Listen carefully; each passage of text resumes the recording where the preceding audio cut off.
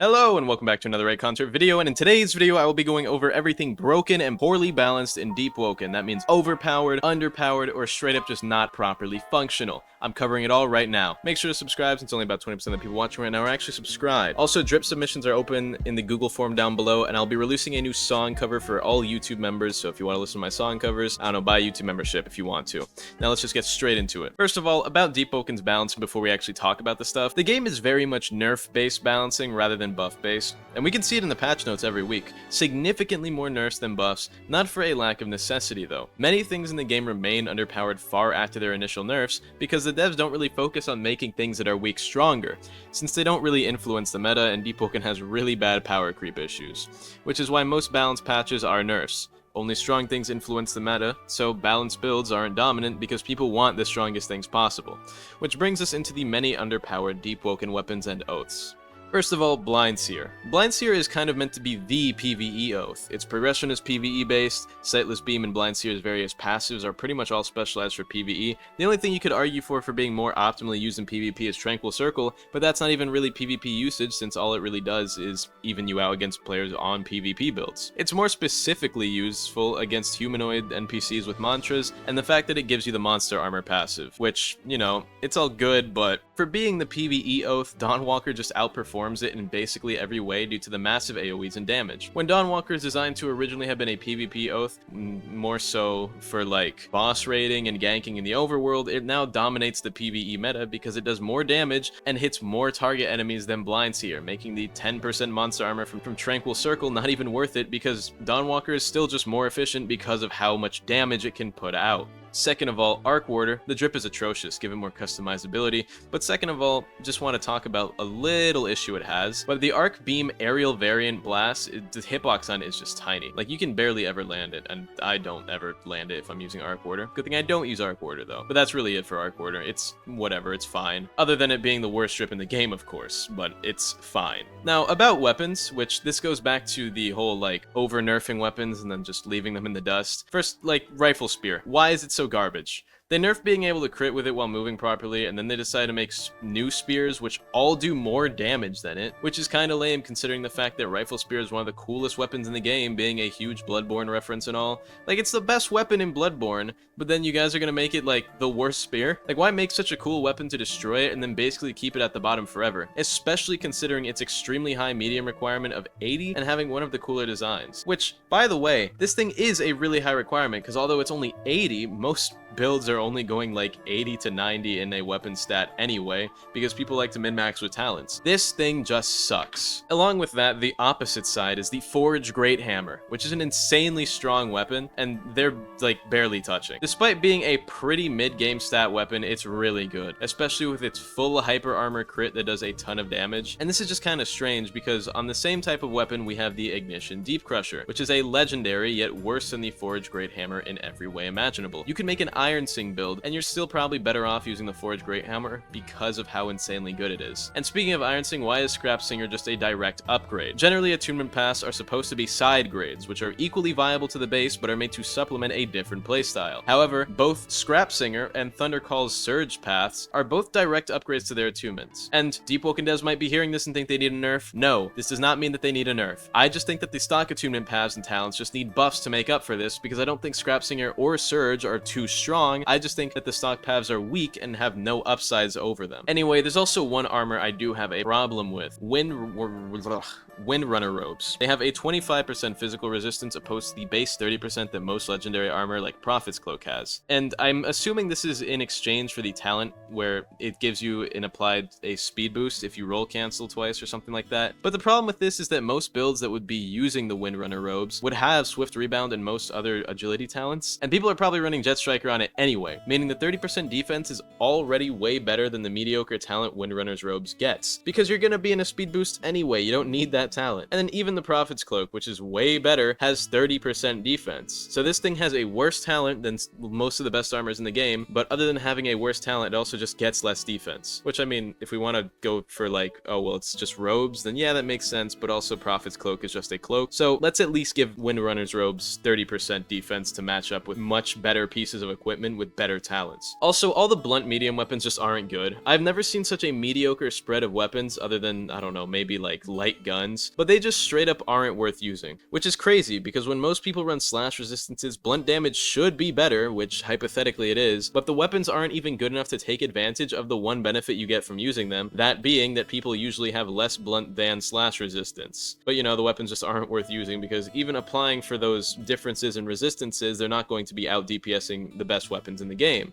Also, the racial talents are just a bit weird. Like, Vesperian is just the best. Like, there's no contest to Vesperian since they have their racial armor, which is weird since most races are just kinda cosmetic. Like, generally the buff Vesperians get isn't like rogue lineage races where, you know, you had stuff like Fisherin, which can just carry you through a fight. But it's just kind of weird how good Vesperian is. Like, it's not going to carry you through a fight or anything, but it's just way better than all the other races because they all basically give you nothing. Because they basically all just give you nothing. It's just very strange. And now let's just talk a bit about some mantras. Lots of them are just way too weak. Like, we only ever really see people using the same mantras on the same builds for a reason. Like, let's talk about Summon Cauldron. Used to be really good when you can combo with it, but that was under two differences. Like, right now it's garbage because they removed the combat cauldron and made it a ritual cast. And then the guild bases made it redundant to even use as a cauldron because it's faster to, you know, bring out your guild base and walk around than to do the entire ritual cast most of the time. But the new flourish system means that cauldron can't be comboed with anyway, so what's the point in keeping it a ritual cast? And then most of the monster mantras also kind of suck. Like, they're a cool novelty, but they don't really fit into any builds really. They don't combo well, and most of them are kind of just like ranged spam, and it's mediocre at that. Enforcer Pull and Dread Breath are personally the only mantras I would really ever use, and even then they're kind of just reskins of other mantras, with Enforcer Pull being pretty similar in use cases to Lightning Stream, and Dread Breath being more like the old Frostra Ice Beam when you could make it big, and it even has the same chilling properties, so it really is just like old Ice Beam, but a little bit better. And speaking of Frostra, Saint J doesn't work. It just doesn't work, like, at all. It only works on chilling effects that are not caused by your mantras, which is a stupid bug. I would go into more detail, but Intech already made a good video on this topic, which I'll link down below, so go watch it if you want to know more about why Saint J is broken,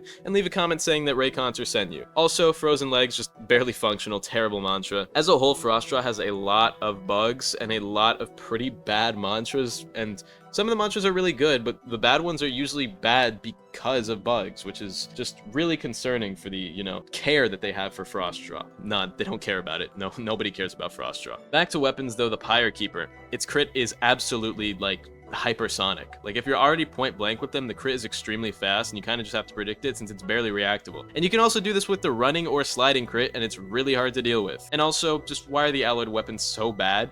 They're all mid-tier weapons. It's actually a waste of an alloy to alloy your weapons. It's just a waste, which is weird considering how you're supposed to get them. They're considerably more difficult to get than other weapons, so why are they bad? Alloys as a whole just need a buff. Just buff every alloyed weapon. The only one I would even consider using is the Tonto, but even then it's not the best dagger, and daggers just aren't really that good. I don't like them. And also, let's talk about the Nocturne. We all know it's a really strong weapon. Nocturne is really good, but for some reason, I don't know what it is about the hitbox for the critical, but it just lingers for a super long time, meaning if you roll, sometimes it'll hit you through it. And that's what I thought it was, right? Like, I'll roll and maybe it'll linger and hit me through the roll at the end of it once I'm out of the iframes. But sometimes it also just goes through parries, which is weird because I parry at the same timing and I get hit through it like I didn't even try to parry. It doesn't hit my block, it doesn't like fail parry, I just get hit by it like I didn't even try to. It's so dumb. And Chain Warden just feels like the most horrendously rushed thing in the entire game with its weird balancing.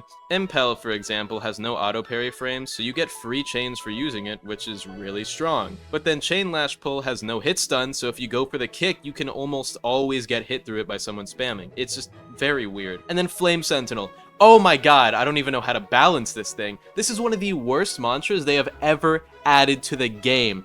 It is free projectile mantra spam that basically covers shitty flame charm users for free since it's independent of you and can't be punished, since it's just a drone. Fuck this mantra. It turns a 1v1 into a 1.5v1 with how dumb it is. I genuinely believe Flame Sentinel is the worst thing they have ever created. I would honestly rather fight against old Bloodthirsty doing triple damage or like old Gluttony and Seer taking away my entire water bar in 2 hits than Flame Sentinel. This thing Shouldn't exist. Bad game design. Like, it just is. It really just is. Anyway, Revenge with Reversal Spark does nothing.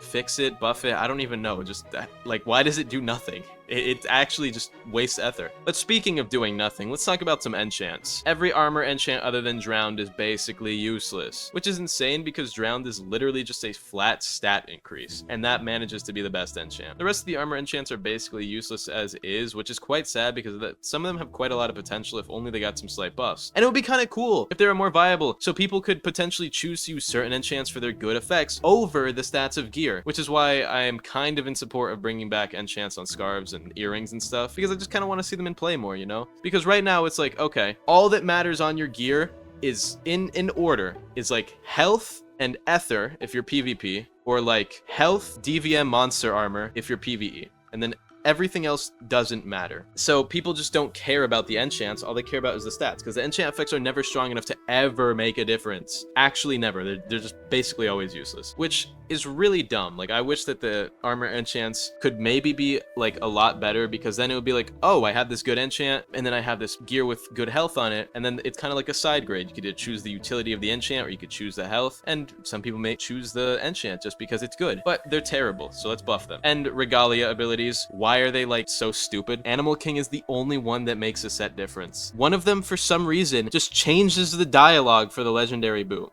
which it doesn't even let you equip the legendary boot because your feet are too big. Fuck you for this one, Archmage. Let me equip the boot. Anyway, back to mantras. The trade-off between base and blast spark Shadowgun is just insane. Shadowgun at base, guard breaks, right? Shadowgun multiplying sparks does 4 times more damage. There are already so many guard breaks in this game, it doesn't even slightly matter, because you guard break and you just use multiplying spark Shadowgun anyway and you do 2 bars. You're fine, you know? So I don't understand why the guard break version is just so much worse. Like, it's not worth having a guard break and then losing out on like 80% of the damage you could get by just putting a blast spark on it. Speaking of guard breaks though, Way of Neve is so much better than Legion Kata for no reason. There was 0 reason to nerf the Legion Kata crit like 2 years ago and make it blockable.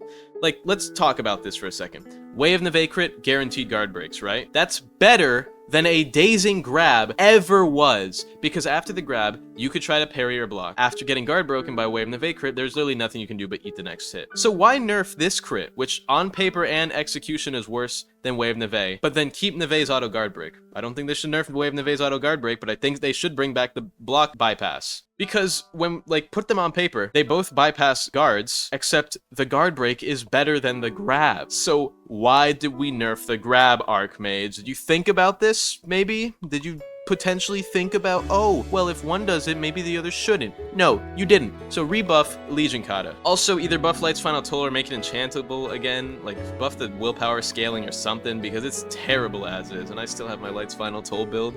So do me a little bit of a favor and buff it. Anyway, if I missed anything, comment on it down below. I love you all. Shout out to Goopka, Drizzy Drake Fan, and Cyberboy21. Goodbye. Have an amazing day. I love you all, and goodbye again. Bye.